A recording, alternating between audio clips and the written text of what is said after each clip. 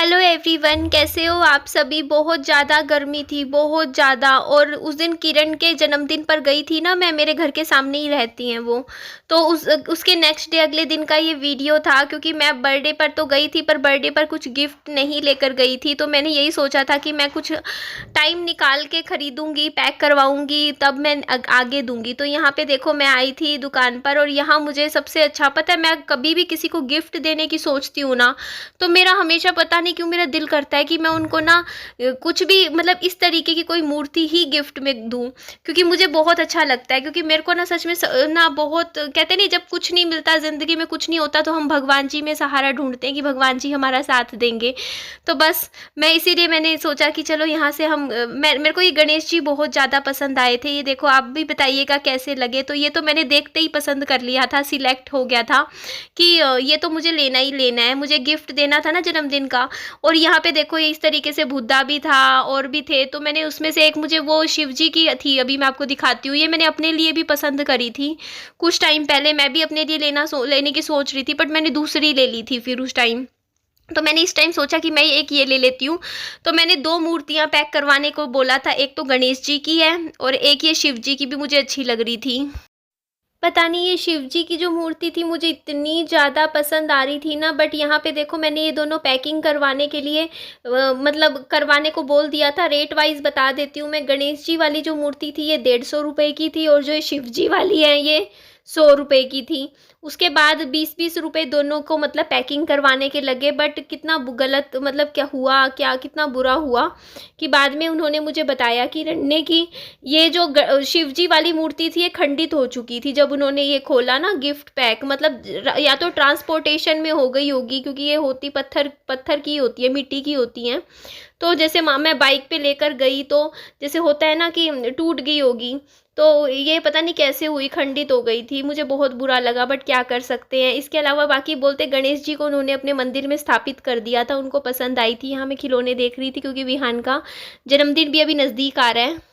ये जो दिख रहा है आपको 120 रुपये का एक पीस है, देखो 120 का। और ये मेरे को बहुत पसंद आया है। तो मैंने यही सोचा कि विहान का भी जब बर्थडे आएगा तो विहान को यहाँ दुकान पे ले जाके यही दिलवाऊंगी विहान को गिफ्ट में। क्योंकि ये देखो, इसको बीच में से दबाओ, ये सीधा आगे चलता है। और ये विहान को, मुझे पता है ना मेरे बच्चे की पसंद, बहुत पसंद आएगा विहान को। और देखो, बात पैसों की नहीं होती कि आपको 500-700 का खिलौना खरीदना है, कि पसंद की बात हो जाती है। मुझे ये अच्छा लग रहा था जो भी मैंने देखी थी। ये देखो, ये वो है जंपिंग, वो जंपिंग कहते हैं, सॉरी, ये वो नहीं करते, मुक्के मारते हैं, उसको इंग्लिश में क्या बोलते हैं पता नहीं, मेरे को ध्यान नहीं आ रहा। ये होता है, लेकिन ये बच्चों का ही होता है। ये बैट बॉल तो देखो अभी ये बड़ा हो गया है, प्लास्टिक के बैट बॉल के साथ क्या खेलेगा, कुछ टाइम बाद लकड़ी के ही बल्ले के साथ खेला करेगा। तो यहाँ पे बहुत कुछ सामान मिल जाता है। तो यहाँ बहुत ही सुंदर सुंदर पर्स थे, आप देख लीजिए, हैंड पर्स थे। मेरे पास एक रखा हुआ है, मेरे को एक होना चाहिए मेरे पास। मुझे बड़ी दिक्कत आती है, मेरा जो बड़ा वाला पर्स है ना, उसमें मेरे पास छोटा एक पर्स रखना चाहिए पैसों का। मेरे पैसे यूं ही खिंडे रहते हैं, ऐसे ही पड़े रहते हैं बड़े वाले पर्स में, इधर उधर इस तरीके से। कई बार कहीं, ये देखो ये वाली थी जो बोल विहान की चोरी हुई थी ना, ये वाली, ये देखो सेम टू सेम यहाँ पे मिलने लग रही थी। ये 150 रुपये की मिल रही थी यहाँ पे। और मेरी 150 रुपये की नई बोल थी, बहुत प्यारी सी। विहान के लिए मैंने खरीदी थी जब विहान को वो हो गया था, डेंगू हो गया था, बट किस्मत में ही नहीं थी, कोई उठा के ले गया। तो ये मैंने नई चीज़ देखी, कपड़े वगैरह टांगने हो उसका है, बाकी हमें ज़रूरत नहीं है इसकी। यहाँ बच्चों के स्पून्स थे सुंदर सुंदर इस तरीके के, जैसे बच्चों को कई बार पसंद होता है ना, जैसे वो स्टील के चम्मच नहीं पसंद करते, ये देखो प्लास्टिक के। इसमें कुछ अच्छे अच्छे से डिज़ाइंस बने हुए थे। बाकी जिस तरीके की मेरा शरीर चल रहा है ना इस टाइम, मेरी हेल्थ, मुझे पता है, देखो हर किसी को अपनी हेल्थ का पता होता है कि उसकी हेल्थ कैसी है। तो जिस हिसाब से मेरा शरीर मेरा साथ दे रहा है, उस तरीके से मुझे लगता है कि मैं अगले 5 साल ही जी पाऊँगी। मुश्किल ही लगता है मुझे, ज़्यादा नहीं लग रहा अपना। मेरे को लाइफ स्पैन इतना ज़्यादा बड़ा नहीं लग रहा है, क्योंकि मेरे को बहुत प्रॉब्लम्स हो रही हैं डे बाई डे। दिन ब दिन मेरी तबीयत डाउन होती जा रही है।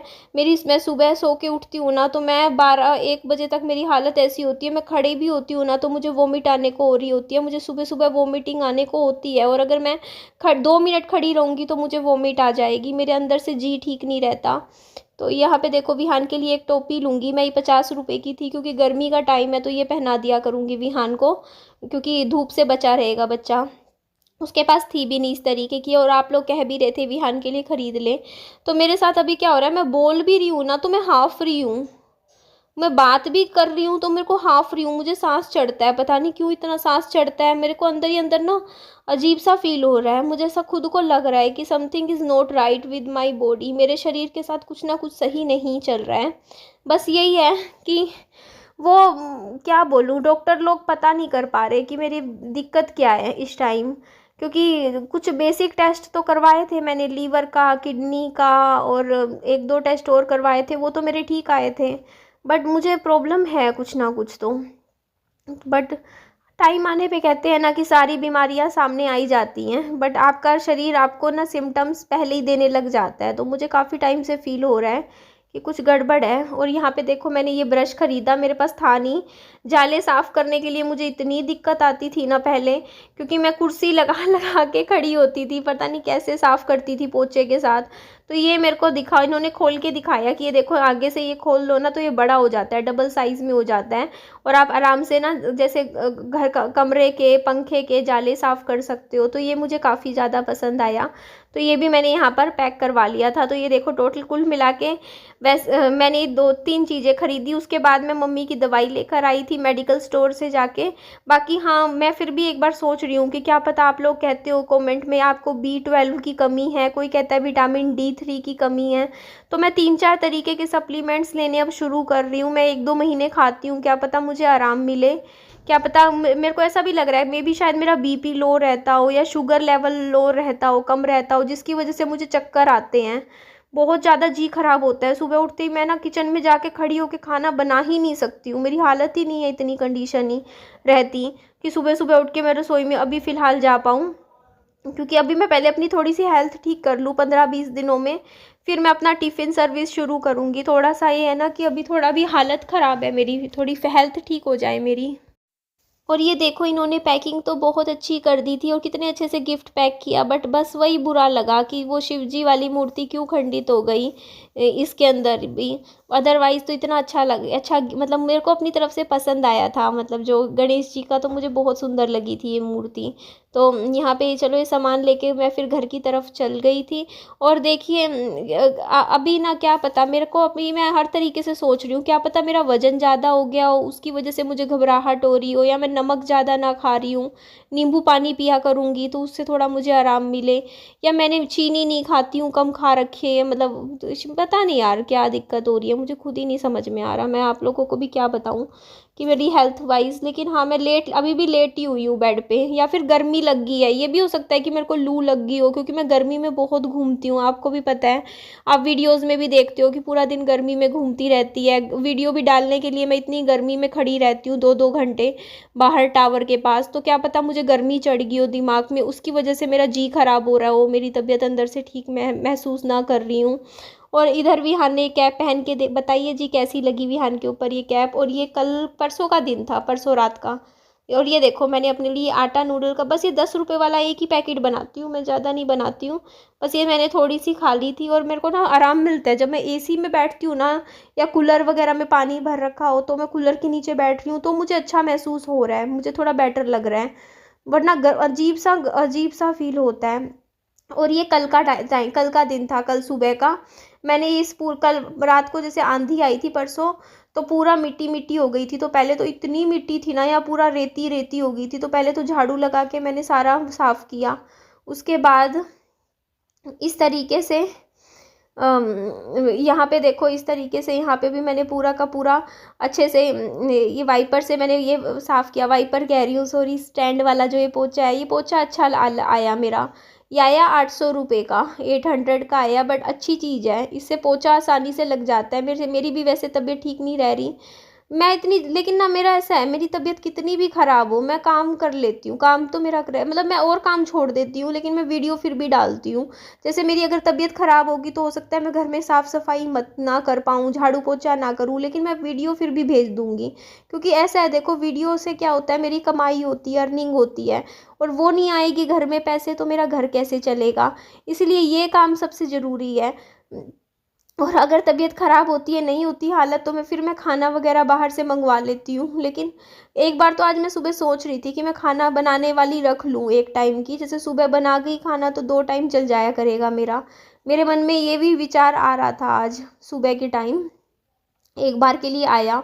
लेकिन फिर लगा कि नहीं, मैं निधि तू कर लेगी, खाना वाना घर पे बना लेगी खुद, बस थोड़ा सा ना अपना आराम किया कर, थोड़ा सा गर्मी में, गर्मी की वजह से ही हो सकता है क्या पता ये बट अंदर से डर तो लगता ही है देखो, क्योंकि मेरे सामने ना मेरे हस्बैंड गुजरे हैं, उनका मैंने देखा है उनको जाते हुए, कि देखो शरीर में दिक्कत बनती है ना जब, तो पता नहीं चलता यार बीमारी अंदर शरीर में क्या की क्या बन रही हो।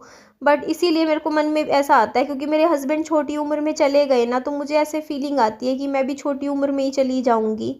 इसीलिए मैं मेहनत करती रहती हूँ कि कल को मैं चली गई तो उससे, क्योंकि मेरे पति के जाने के बाद मेरी ज़िंदगी ख़राब हो गई, अब मैं नहीं चाहती कि मेरे जाने के बाद मेरे बच्चे की ज़िंदगी ख़राब हो। इसीलिए मैं पूरा टाइम मेहनत करती रहती हूँ ताकि मेरे बच्चे के लिए मैं जाने से पहले कुछ कर सकूँ।